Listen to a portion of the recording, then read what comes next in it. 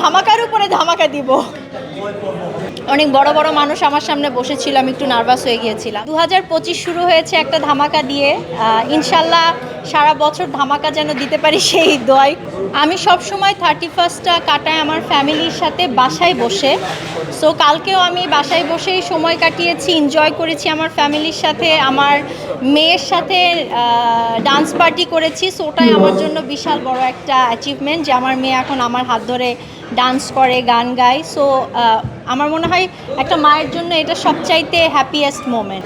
বাংলাদেশে প্রথম কোনো সিরিজ একই সাথে 3 চ্যানেলে যাচ্ছে, 3টা টাইমেই যাচ্ছে, আর টিভি, চ্যানেল আই এবং দীপ্ততে। এবং বাংলাদেশের ইতিহাসে আসলে কখনো এরকম হয়নি যে সিরিজ একসাথে অন এয়ার করা হয়েছে। সো আফটার সিনেমা আমরা এই উদ্যোগটা নিয়েছি যে 840-র যে এক্সটেন্ডেড ভার্সন আছে এইটা আমরা চ্যানেলগুলোতে দিব অ্যাজ আ সিরিজ হিসেবে, এবং তারা এগ্রি করেছে, এই সাহসিকতা তারা দেখিয়েছে। We are blessed.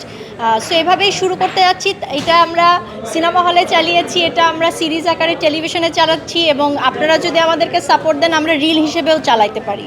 You never know, ধামাকার উপরে ধামাকা দিব।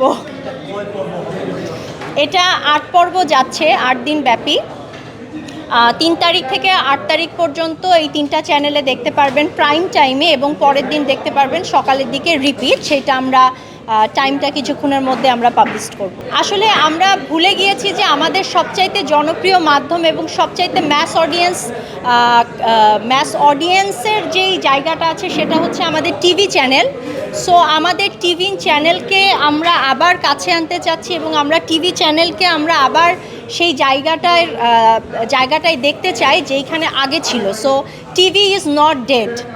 সো এরকম একটা সাহসিকতা নিয়ে যেই ফিল্মটা বানানো হয়েছে বা সিরিজটা বানানো হয়েছে সেটা চ্যানেলগুলোতে যাচ্ছে, এবং দর্শকরা, আমি আশা করছি দর্শকরা চ্যানেলগুলোতে বসে এই সিনেমাটা দেখবে, এই সিরিজটা দেখবে যেভাবে আমরা আমাদের নাটক সিনেমা আমরা টিভিতে দেখতাম। টিভি আবারও সেইভাবেই ব্যাক করবে শক্তভাবে, ইনশাল্লাহ আশা করছি আমি।